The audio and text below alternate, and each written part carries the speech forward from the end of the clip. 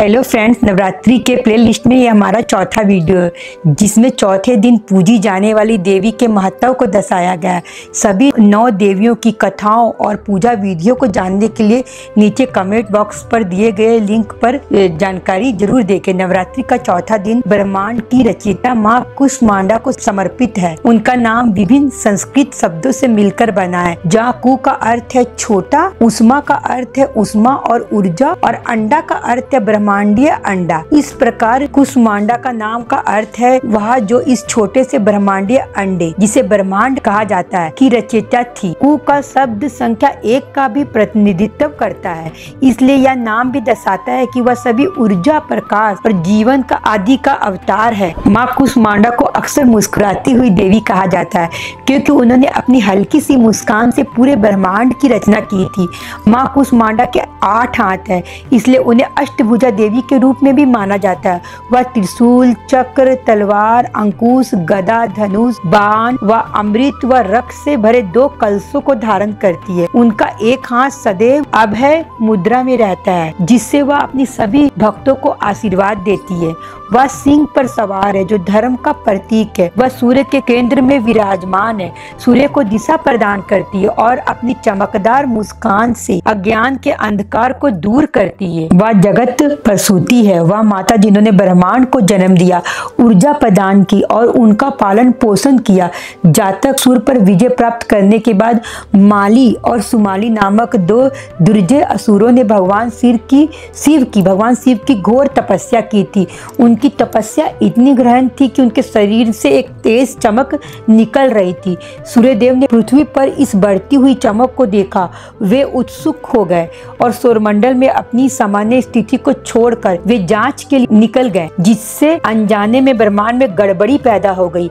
अपने आसपास की हर चीज से बेखबर दोनों भाई ध्यान में लीन थे और सूर्य के आगमन से बेखबर थे। जैसे जैसे सूर्य निकट आता गया, उसके प्रचंड तेज ने माली और सुमाली को भस्म कर दिया। जब भगवान शिव को यह पता चला तो वे बहुत क्रोधित हुए। उन्होंने सूर्यदेव पर अपना त्रिशूल फेंका, जिससे सूर्यदेव मूर्छित हो गए। पूरी दुनिया अंधकार में डूब गई। इस विक्षोभ के कारण आकाशीय पिंडों में असंतुलन पैदा हो गया। देवों के पिता ऋषि कश्यप सूर्यदेव को धरती पर मूर्छित पड़ा देखकर व्याकुल हो गए, दुख से भर गए। उन्होंने शिव को श्राप दिया। उन्होंने अपने पुत्र की मृत्यु का दुख सहना पड़ेगा। उन्हें अपनी गंभीर भूल का एहसास हुआ। शिव ने सहायता के लिए पार्वती की ओर रुख किया। उन्हें यह एहसास दिलाया कि वे समस्त ऊर्जा का परम स्रोत है, ब्रह्मांड की माता है। फिर पार्वती सूर्यदेव के पास पहुंची और अग्नि और प्रकाश का एक गोला बनाया, जिसे हम सूर्य के रूप में जानते हैं। जैसे कि वह अग्नि के गोले से निकली, ब्रह्मांड की शाश्वत सुंदरता की तरह चमक उठी। एक हल्की सी मुस्कान के साथ उन्होंने एक ब्रह्मांडीय गोला यानी ब्रह्मांडीय अंडा उत्पन्न किया और उससे सृष्टि का विकास हुआ। आकाश जगमगाए, ग्रह, पौधे, जीव जंतु, कीड़े मकोड़े, मनुष्य अस्तित्व में आए। ब्रह्मांड की रचना करने के बाद माँ कुष्मांडा ने स्वच्छत देवियों की रचना की। महाकाली, महालक्ष्मी, महासरस्वती। महाकाली उनके बाएं नेत्र से, महालक्ष्मी उनके माथे के मध्य नेत्र से और महासरस्वती उनके दाएं नेत्र से उत्पन्न हुई। महाकाली के शरीर से एक पुरुष और एक स्त्री उत्पन्न हुए। पुरुष शिव की 10 भुजाएं और 5 सिर थे, जबकि स्त्री सरस्वती की 4 भुजाएं और 1 सिर था। इस प्रकार महालक्ष्मी के शरीर से भी एक पुरुष और एक स्त्री उत्पन्न हुए।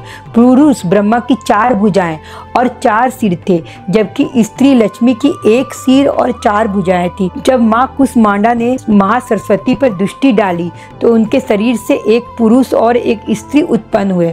पुरुष का नाम विष्णु था और उसकी 4 भुजाएं थी, 1 सिर था, जबकि स्त्री का नाम शक्ति था, उसकी 4 भुजाएं और 1 सिर था। तब माँ कुष्मांडा ने शिव को शक्ति, ब्रह्मा को सरस्वती, विष्णु को लक्ष्मी प्रदान की। माँ कुष्मांडा के रूप में आदि शक्ति ने ब्रह्मांड को धारण किया और सूर्य के केंद्र में निवास करने का निर्णय लिया, जिससे ब्रह्मांड में ऊष्मा और प्रकाश का संचार करने की शक्ति प्रदान हुई।